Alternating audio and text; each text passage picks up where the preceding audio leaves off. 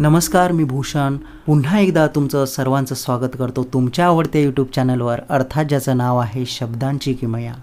या चॅनलवर होणारे वेगवेगळे सादरीकरण, कथा, कविता ऐकण्यासाठी हा चॅनल सबस्क्राईब करा आणि सोबतच बेल आयकॉन दाबायला देखील विसरू नका। आज आपण जी कथा ऐकणार आहोत ती कथा आहे सुरेखा ठाणेकर यांची। कथेचं नाव आहे राधा। राधा नावाचं या कथेमध्ये असलेलं हे पात्र तिच्या आयुष्यात येणाऱ्या अनेक संकटांवर कशा प्रकारे मात करतं व आयुष्यात कशा प्रकारे राधा नावाची ही स्त्री उभी राहते। अत्यंत हृदयस्पर्शी असणारी ही कथा आपल्याला बरंच काही शिकवून जाणार आहे। तेव्हा सुरुवात करूया या कथेला। किती गोड दिसतेस राधा। सासूबाईंचं गोड बोलणं ऐकत लाजतच राधा खोलीत गेली। आरशात तिने स्वतःला निरखलं। ठरल्याप्रमाणे ती तयार झाली होती। मोरपंखी रंगाची साडी, कमरे एवढ्या केसांना छोट्याशा क्लिपमध्ये बांधलेलं, मोठं मंगळसूत्र, ठुशी, हिरव्या बांगड्यांच्या मध्ये सोन्याच्या 4 बांगड्या, खरोखरच स्वतःची दृष्ट लागेल अशी सजली होती, मनोहरला हवी तशी। 5:30 होऊन गेले आणि आता मात्र ती वारंवार घड्याळ पाहू लागली। राधा, मनोहर आला नाही कसा अजून?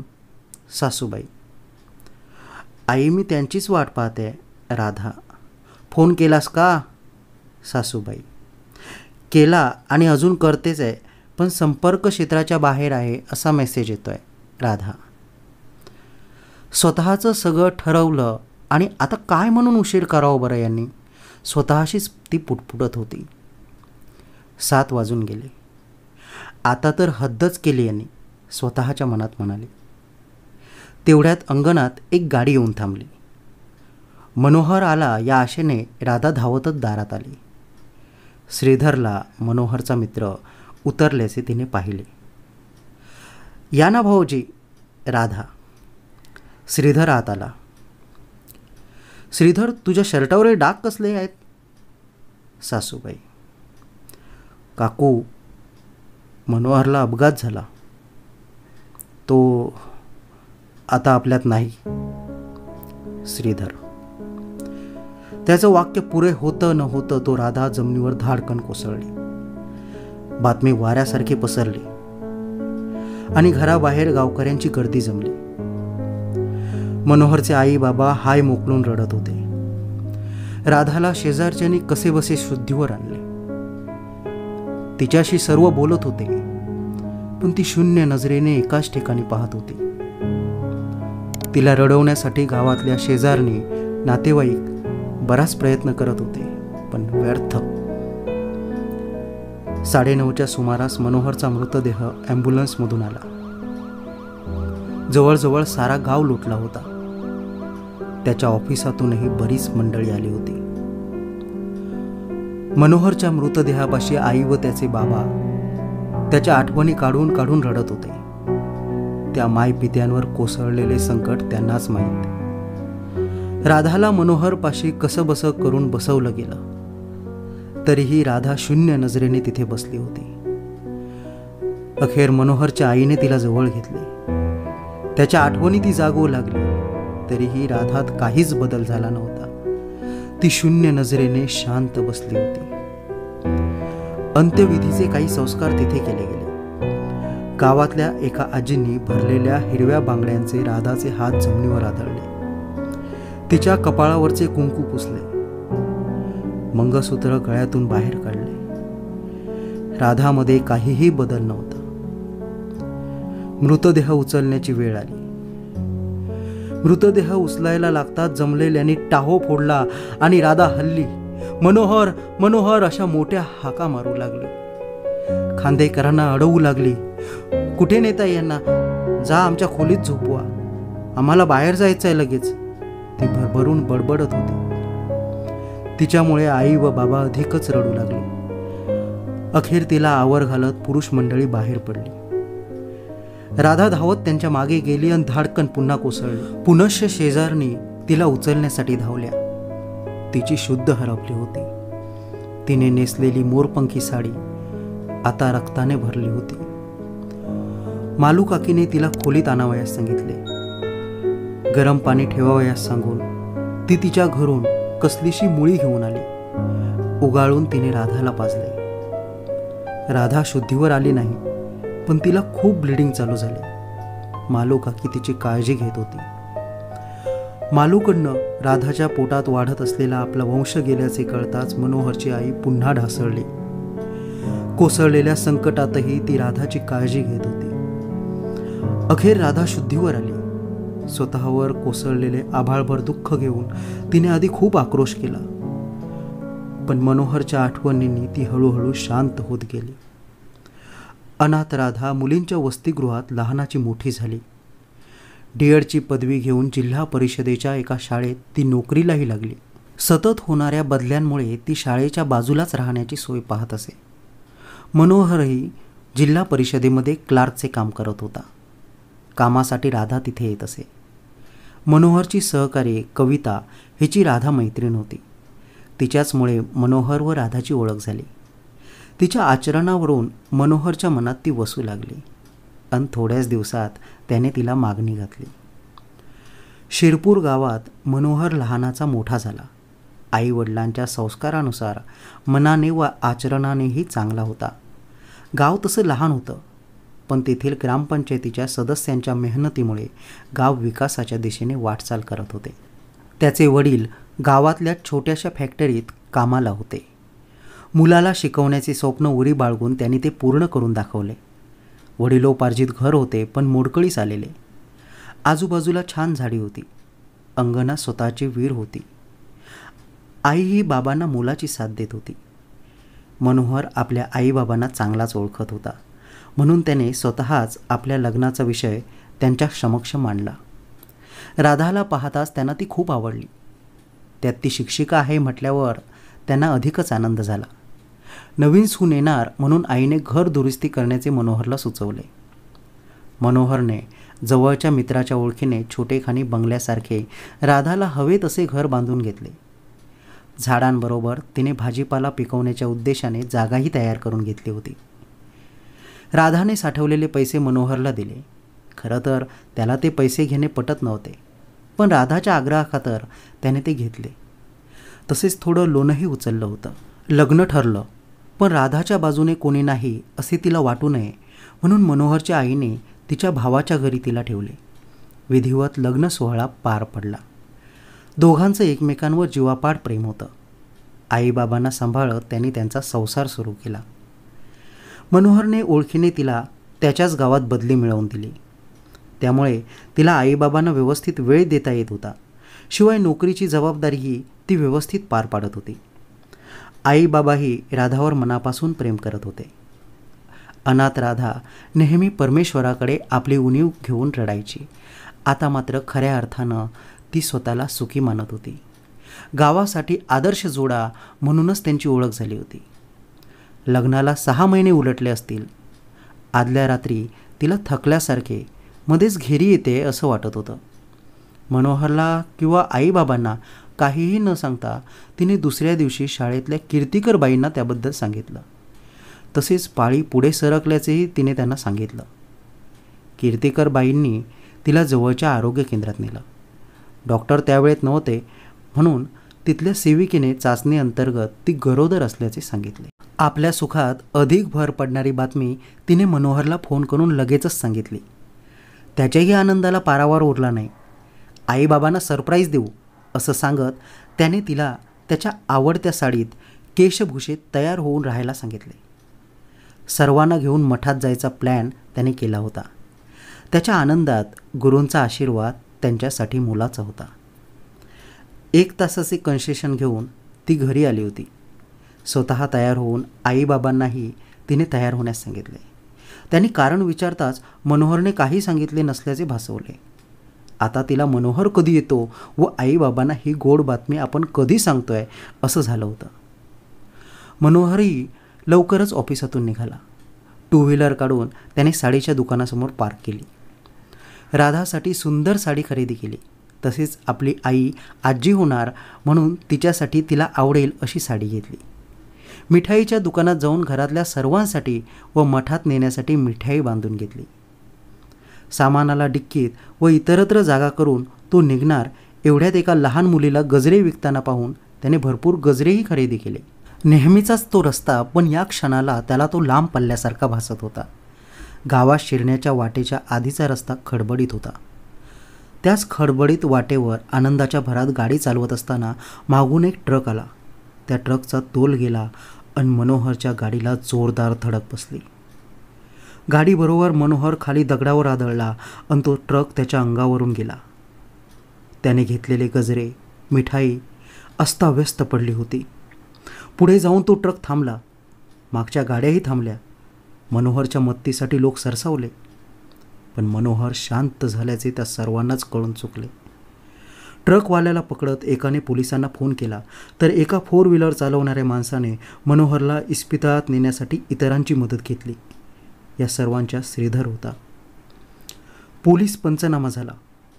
डॉक्टरांनी इस्पितळात मनोहरला मृत घोषित केले आणि मग श्रीधर ही वाईट बातमी सांगण्यासाठी निघाला. 15 दिवस नातेवाईक व शेजारी ये जा करत होते. हळूहळू सर्वांचे येणे कमी होत गेले. मनोहरचे आईबाबा राधाला आता तर खूपच जपत होते.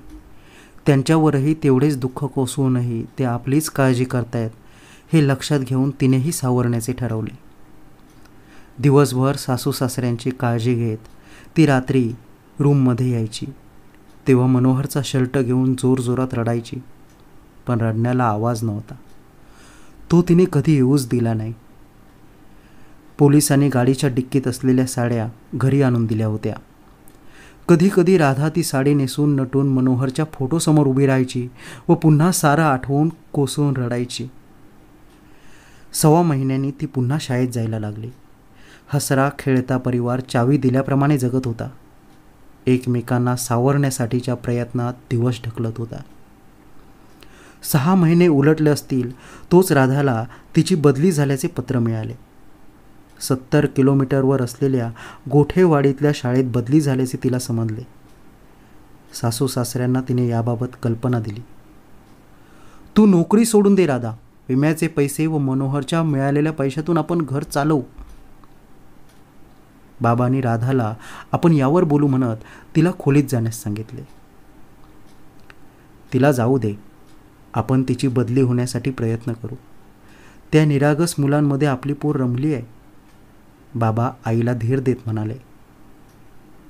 मनोहरला गमावलाय, राधाही आपल्यापासून दूर गेली तर मी. आई रडू लागली. राधाने दोघांचे बोलणे ऐकले व रडत रडत ती आपल्या खोलीत गेली. नवीन शाळेत रुजू होण्याचा तिचा पहिला दिवस होता. घरकामासाठी असलेल्या मालिनीला सर्व सांगून सासू सासऱ्यांना नमस्कार करून ती निघाली. खालच्या वाडीतल्या अजितने तिला कसं जायचं ते समजावलं होतं. त्याप्रमाणे ती निघाली. 2 एसट्यांचा प्रवास व 2 किलोमीटर पायी चालत ती शाळेत पोचली. एक शिक्षकी शाळा होती ती. एखाद महिन्याच्या वर तिथे कुणी शिक्षक राहत नसे. काहीही करून बदली करून घेत असे. खूप मागास वस्ती होती त्या गावात. लाईट पाणी मोजमापा एवढेच त्यांना मिळायचे. गावात शिक्षिका येणार हे गावातल्या ज्येष्ठ व्यक्तीला माहीत असल्याने ते शाळेबाहेरच्या आवारात बसले होते. गावातली सारी पोरं उघडी, काही पूर्ण निर्वस्त्र, अंघोळ न केलेली, नाक गळत असलेली, गावात कोणची बाई येणार याकडे डोळे लावून होते. कारण त्या शाळेत यापूर्वी महिला शिक्षिका आली नव्हती. राधाने येताच साऱ्यांना पाहिले. त्या ज्येष्ठ व्यक्तीने राधाशी बोलत तिला शाळेची चावीही दिली. ती येताच सारेजण तिच्याकडे पाहत राहिले. राधाच्या बोलण्यानुसार गावातल्या त्या ज्येष्ठ व्यक्तीने गावातील मुलांना शाळेत धाडले. थोड्या वेळातच मुले आली. जशी आधी वर्णन केले होते तशीच. तिला आधी काहीच सुचेना. तिने त्यांच्याशी संवाद साधण्याचा प्रयत्न केला. त्यांच्या भाषेचा ढंग खूपच निराळा होता. त्यांना समजून घेण्यात व काही दप्तरी कामे करण्यात तिचा दिवस निघून गेला. घरी जाण्यासाठी पुन्हा तिची धावपळ सुरू झाली. अजितने सांगितल्याप्रमाणे 8 दिवस उलटून गेले. राधा शाळेत निघण्यापूर्वी सासू व सासऱ्यांची व्यवस्थित सोय करूनच निघत असे. तिची धडपड पाहून सासू सासऱ्यांना खूप वाईट वाटे. पोरी तुझी फरफट पाहवत नाही. तुझे बाबा तुझ्या बदलीसाठी बोलतायत कुणाशी कुणाशी. तोपर्यंत तुझी सोय होईल अशी राहण्याची व्यवस्था बघ. आम्ही दोघं तोपर्यंत इथलं सांभाळू. त्या दोघांच्या जवळ बसत ती म्हणाली, तुम्हा दोघांना सोडून मी कुठेही राहणार नाही. आणि कोणी सांगितले मला त्रास होतोय म्हणून. दोघांनी तिला जवळ घेतले. आणि ती नेहमीप्रमाणे शाळेत निघाली. मुले शाळेत येत होती, पण ह्या गोऱ्या गोमट्या बाईकडे बघत बसायची. राधाला आपल्याकडे नुसतं ही मुलं पाहत बसायची व काही बोलल्यावर लाजायची म्हणून गंमतही वाटे. तिने हळूहळू त्यांच्याशी संवाद साधायला सुरुवात केली. त्यांना शाळा आवडायची हे तिला लक्षात आले होते. प्रात्यक्षिकातून तिने शिक्षणाची गोडी वाढवली. प्रमाण भाषा कशी बोलावी हे शिकवलं. मुलांशी बोलता बोलता तिला त्यांच्या घरच्या अडचणी समजायला लागल्या. तिने त्यांच्या घरी जाऊन काही अडचणी सोडवण्याचा प्रयत्न केला. गावात ही गोष्ट कळल्याने पालकांव्यतिरिक्त मंडळीही राधाला आपल्या अडचणी, गावच्या अडचणी सांगू लागले. तिला ते ऐकून खूप वाईट वाटे. श्रीधर व तिच्या काही मैत्रिणींकरवी बऱ्याच अडचणी तिने सोडवल्या. गावकऱ्यांच्या मदतीने तिने शाळेतही काही सुधारणा करून घेतल्या. या सर्व गोष्टी करत असताना तिला पैशांची गरज भासे. ती स्वतःच्या पैशातूनच ते सांभाळे. तिला या गोष्टीत भरपूर आनंद मिळे. घरी आल्यावर सासू व सासऱ्यांना बसवून ती साऱ्या गोष्टी सांगे. तिच्या या गोष्टीचे त्यांना खूप कौतुक वाटे. वेळप्रसंगी ते तिला सल्लाही देत असत. इथलं एक कुटुंब, पण गोठेवाडीतल्या बऱ्याच कुटुंबांना आपलाच आधार आहे हे लक्षात घेता ती रजा घेत नसे. अशीच घरचं आवरून ती निघत असताना, राधा, आम्ही आज टेकडीवरच्या देवळात जाऊन येऊ, असे सासूबाई म्हणाल्या.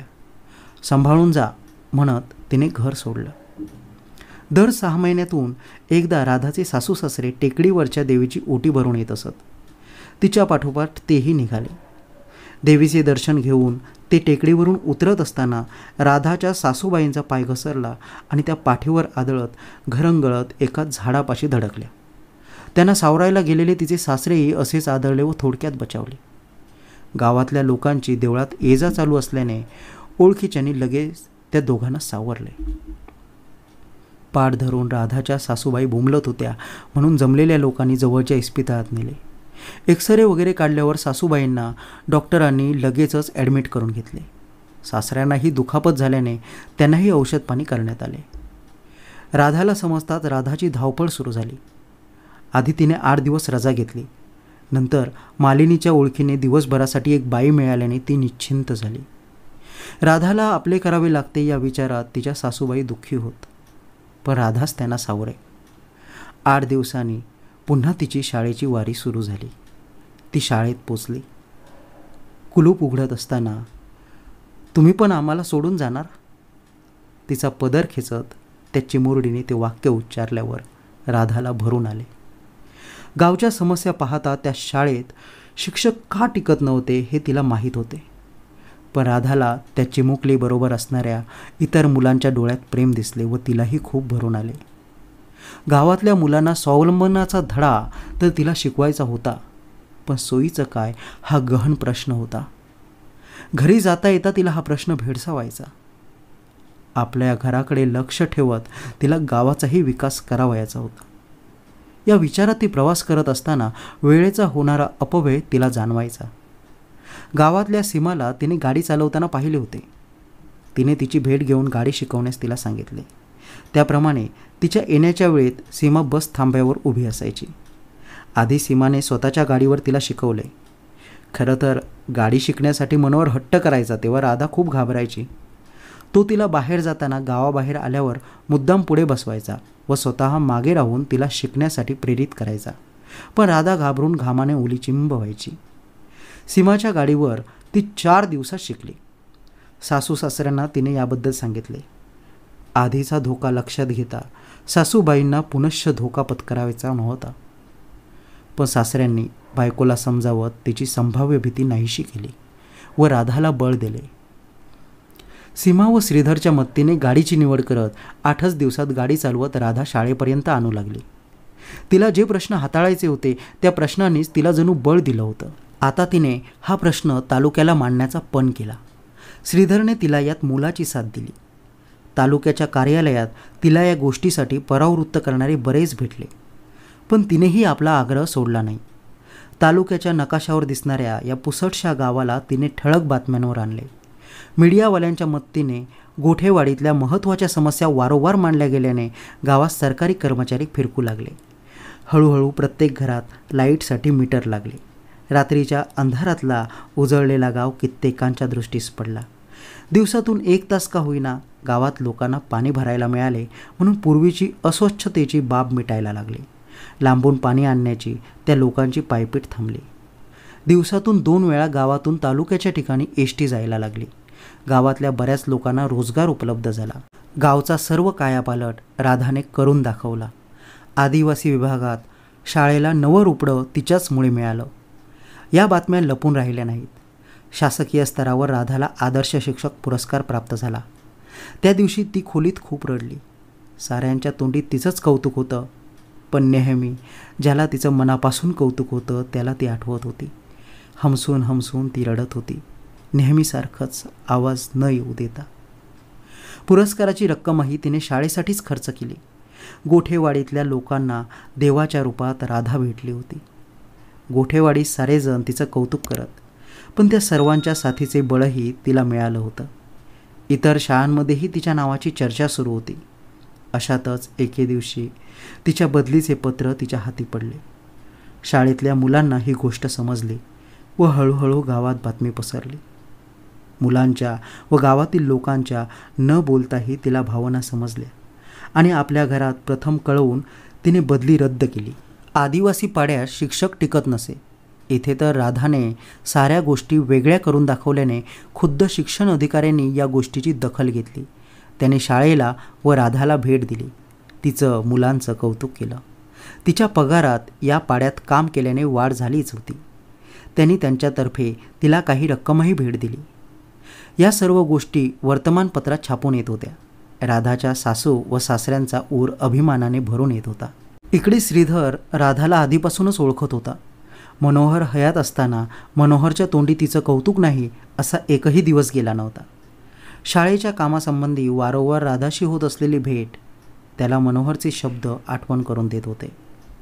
त्याचं लग्न झालं नव्हतं. राधा आणि त्याच्या वयात 1 महिन्याचाच फरक होता. तिचा सहवास लाभल्यापासून त्याला ती मनापासून आवडू लागली होती. स्वतःच्या घरच्यांच्या कानी ही गोष्ट घालून त्याने तिच्याशी न बोलता मनोहरच्या आईबाबांशी बोलायचे ठरवले. कारणही तसंच होतं. ती फक्त तिच्या विश्वात गुंतलेली असायची. म्हणूनच तिच्याशी कसं बोलावं हा त्याच्यासमोर प्रश्न होता. संध्याकाळच्या सुमारास श्रीधर राधाच्या घरी पोचला. राधा त्या सुमारास घरी नसणार हे त्याला माहीत होतं. चहा पीत ते तिघेही गप्पा मारत होते. राधाचा विषय निघताच श्रीधरने विषयाला हात घातला. आधी मनोहरचे आई व बाबा पूर्णपणे स्तब्ध झाले, कारण त्यांच्या जगण्याचा तीच एकमेव आधार होती. श्रीधरने मनातलं ओळखावं तसं त्यानं मनोहरच्या जागी आपण राहून पुढची जबाबदारी घेण्याचं कबूल केलं. या गोष्टीने ते खूप आनंदले. त्यांच्या गप्पा सुरू असतानाच राधाच्या गाडीचा आवाज आला. गाडी लावून राधा आत आली. श्रीधरला पाहून त्याची चौकशी केली व खोलीत फ्रेश होण्यासाठी गेली. ती किचनमध्ये जाणार एवढ्यात तिच्या सासूबाईंनी तिला बसवत चहाचा कप पुढे केला. चहा पिऊन होतं न होतं तोच तिच्या सासऱ्याने हळूहळू विषय छेडला. ती ऐकत होती, पण खूप गंभीर होऊन. अखेर, मी मनोहर शिवाय कुणाचाच विचार करू शकत नाही. यापुढे घरात हा विषय पुन्हा होणार नाही. श्रीधरशी बोलत ती उठली. तिच्या सासूबाईंनी तिला थांबवलं. दोघांनी तिला खूप समजावलं, पण मनोहरला जाऊन 10 वर्ष झाली. राधा त्याच शाळेत जाते, नेहमीसारखी सासू व सासऱ्यांची काळजी घेत. तिने जीवनसाथीच्या रूपात मनोहर व्यतिरिक्त कोणालाही आपल्या आयुष्यात येऊ दिलं नाही. ती जगते फक्त त्याच्या आठवणींवर.